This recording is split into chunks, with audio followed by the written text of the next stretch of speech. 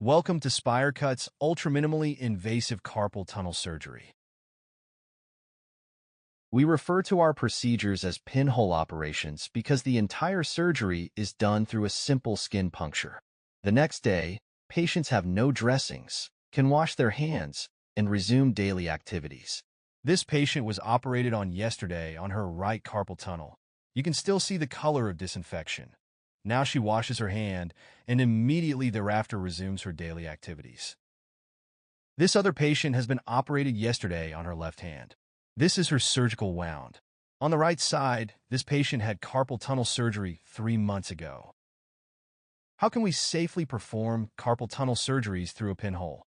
Our instruments, guided by ultrasonography, were designed by surgeons specifically for these surgeries. This makes the operation safe, likely even safer than open surgery, as well as efficient and quick. The physician must be skilled in hand ultrasound. There is a range of difficulty in sonography-guided percutaneous operations. We recommend starting with the simplest procedure, pulley release of a long finger for trigger finger. Once confident, move on to the trigger thumb and carpal tunnel. Do not begin with the trigger thumb or carpal tunnel. For trigger finger surgery, SpireCut provides a specific video explaining in details the surgical technique. Let us now present the tips and tricks of percutaneous carpal tunnel surgery. Remember, begin your experience with at least 20 cases of long finger trigger surgery and a few trigger thumbs, and only when you are confident, move on to carpal tunnel surgery. There are 2 models of sono instruments. Use the CT model for carpal tunnel release. CT stands for carpal tunnel and is clearly marked on the box and the instrument's handle. The rod is just 1.5 millimeters in diameter, enabling the entire pinhole operation through a simple puncture made by a 14-gauge catheter. The instrument's curved shape suits adult carpal tunnel anatomy. This is the cutting extremity, effective on the tense fibers of the transverse carpal ligament, but not sharp enough to injure a tendon, a vessel, or the median nerve. The CT sono instrument can cut forwards or backwards. Note the small lateral flange on the cutting extremity that reflects echoes for better ultrasound visualization. Under ultrasound, you see 2 lines with one cutting extremity between them and the other under.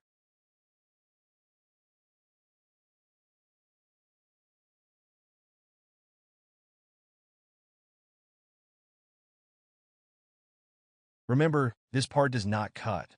If you attempt to cut the transverse carpal ligament with this part, you will need to apply a lot of force for inefficient cutting. The instrument is designed to gradually section the ligament with minimal force.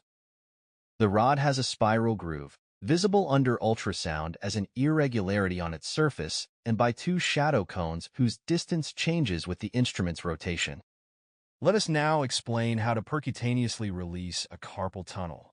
But first, will you perform the surgery in an operation room or your office? SpireCut's method is especially suited for office surgery. You need a modern ultrasound machine with a high-frequency linear probe of minimum 12 MHz. Lower frequency might be indicated in a very thick wrist, such as in a strong male manual worker. Ensure your patient is adequately positioned. You and your patient must be comfortable. Place the patient's hand on a side table. Hold the sonography probe with your non-dominant hand, and use your dominant hand for the surgery. This will determine whether you sit near the patient's head or abdomen. If an assistant helps you, that person will sit opposite you and put then the sonograph aside, but you can also proceed alone. In non-sterile conditions, perform an initial ultrasound scan to orient yourself, reversing the image if needed. The first step is to orient yourself using bony landmarks. In sagittal view, from proximal to distal, the distal radius, the lunate, and the capitate. The distal radius is surrounded by the pronator quadratus. And more superficially, please identify the flexor tendons. If you hesitate where the flexor tendons, move a little bit the fingers or move passively yourself the patient's fingers. More superficially, locate now the median nerve, frequently seen as compressed. The nerve echo structure may be altered. Identify now the transverse carpal ligament, which has the shape of the wing of a plane. It is time now to determine the type of the median nerve motor branch. As you know, there are many anatomical variations, and you might need to slightly change the orientation of the probe to see well the branch, and to determine if it has extra, sub, trans, or preligamentous course, and if it is anterior, radial, or even ulnar to the main trunk of the median nerve. We use the classification of lands. Take the time now to write in your report if the branch is lands 1, 2, or 3 and subclassifications. Here is a type lands 1C, with ulnar origin of the motor branch, a relatively infrequent but quite dangerous anatomical configuration. A scissor or a blade instrument might cut the branch, while with spire cut, you just need to incline the instrument to remain at safe distance of the motor branch. Now that you have identified the median nerve and its motor branch, still in longitudinal view, slide slightly the probe ulnarly till you see the hook of the hamate. Now explore the carpal tunnel in short axis view, starting with scanning the distal forearm. Identify the distal radius and ulna surrounded by the pronator quadratus. More distally, locate the scaphoid, lunate, and the triquetrum, which resemble steps descending from the lunate. More distally, and you need now to incline about 20 degrees your probe. Locate ulnarly the hook of the hamate, under the pulsating ulnar artery, and the tubercle of the trapezium radially. When you have well in mind the skeletal anatomy of the carpal tunnel, it is time to locate the transverse carpal ligament and the median nerve. The transverse carpal ligament is particularly well seen at the distal carpal row under the thenar muscles radially. Let us now identify the structures at risk. The first structure at risk is the ulnar pedicle. It is easy to identify the pulsating ulnar artery. Follow this artery from proximal to distal. At the level of the second carpal row, the ulnar artery is usually anterior to the hook. But pay attention, it may occasionally be radial and palmar to the hook, a dangerous configuration. Distally, the artery becomes the superficial carpal arch. Let us now identify the median nerve, again from proximal to distal. When moving your probe from proximal to distal, you recognize easily the nerve becoming quite superficial at the level of the distal radius and off the lunate. At this level, in carpal tunnel syndrome, the nerve is usually swollen and there may be a halo surrounding the nerve. You may measure its size. At the level of the distal carpal row, the nerve is sometimes less visible, occupying the radial superficial part of the carpal tunnel. To identify the nerve at this level, remember to incline slightly the probe. If you have difficulties locating the nerve, move the fingers and you will see better the nerve, not moving, or at least moving less than the neighboring tendons. At the end of this important step of preoperative evaluation, it is necessary to determine the type of Barrettini anastomosis, following the classification of Ferrari and Gilbert. This tiny anastomotic branch between ulnar and median nerve is not easy to see, but needs to be preserved. The infrequent type 2, just at the distal margin of the transverse carpal ligament, is at risk of iatrogenic injury, leading to persistent neuropathic pain of poor prognosis.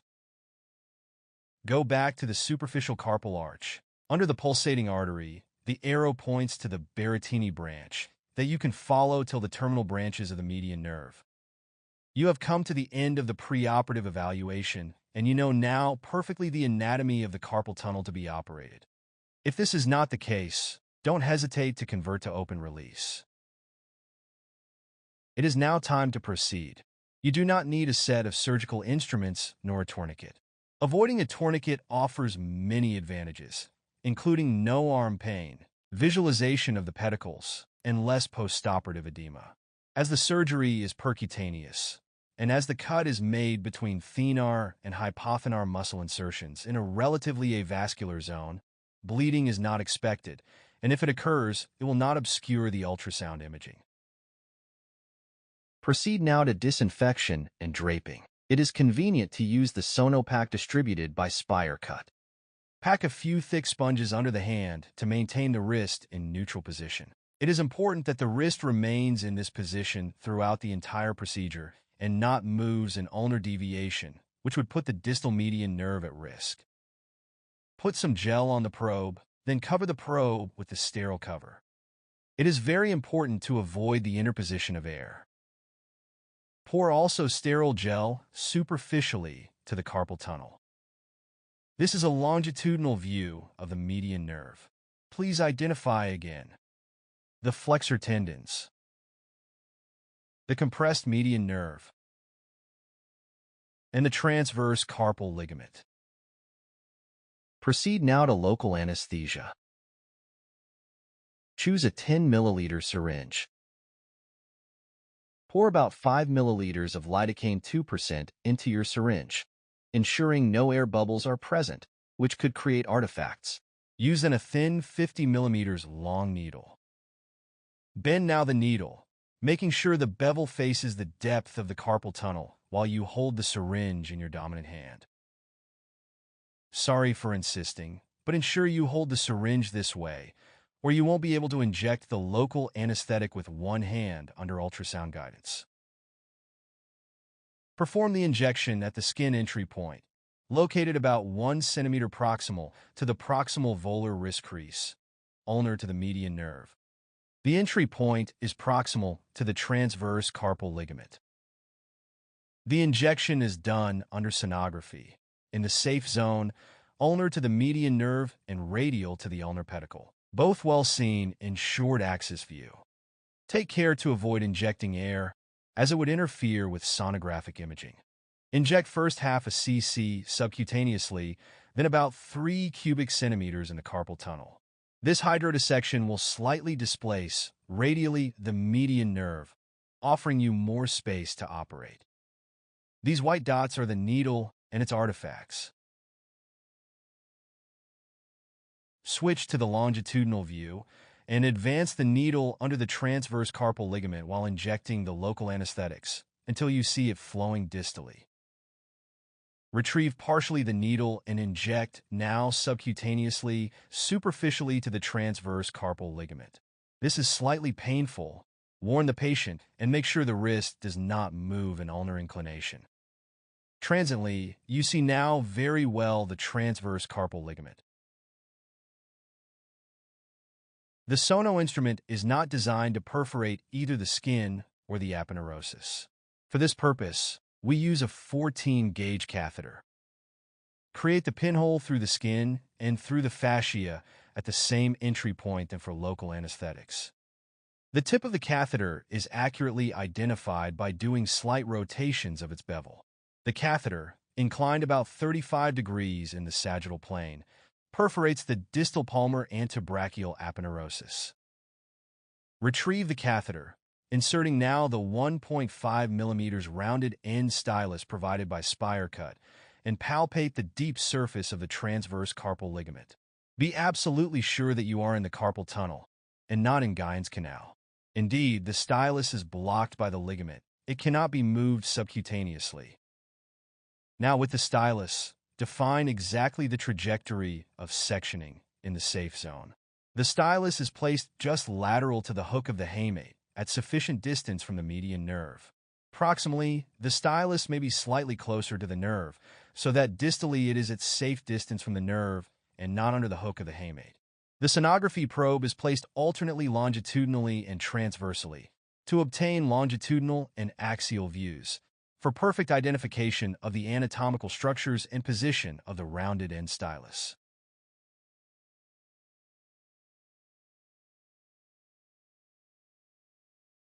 When the stylus is in perfect location, align sagittally the sonography probe with the stylus and maintain from now on the sonography probe locked in this position. Retrieve the stylus and immediately insert the carpal tunnel sono instrument. Initially, hold the bevel of the instrument oriented at 30 to 45 degrees to the skin plane. Once the instrument tip is observed sonographically under the forearm, rotate the instrument to align its curvature in the volume of the sonography probe. You need to see the whole length of the instrument to make sure it is well aligned. The cut is progressively performed under sonography, in the safe zone, by alternated oscillating movements in the sagittal plane, from proximal to distal, in an anti-grade manner. The center of rotation of the alternating movements corresponds roughly to the skin entry point. Proximally to the transverse carpal ligament, the aponeurosis is very elastic, and sometimes it is more efficient to push than to pull the instrument. At the level of the ligament, lift, retrieve the instrument, cutting millimeter per millimeter the structure to be released. Some cracking sounds may be heard during the release. To locate the median nerve and ensure safe cutting of the carpal tunnel, block the instrument against the ligament to maintain its orientation. Then, move the sonography probe slightly radially or ulnarly to identify the median nerve or the hook of the hamate.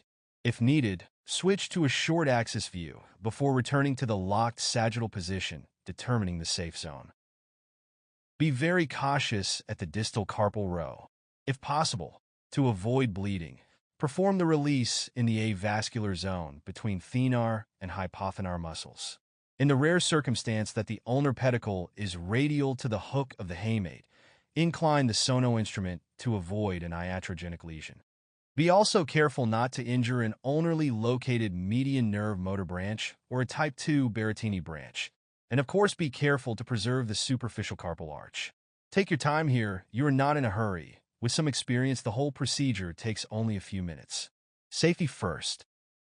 After removal of the instrument, reinsert the rounded end stylus in the released carpal tunnel.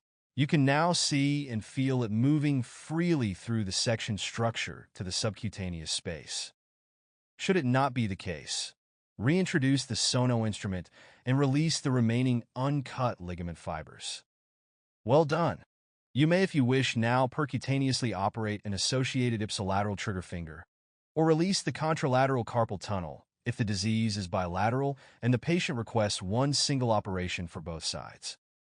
If not, check now if there is any bleeding. Usually, this section is quite avascular. If there is some bleeding, compress during 2 minutes the operative field.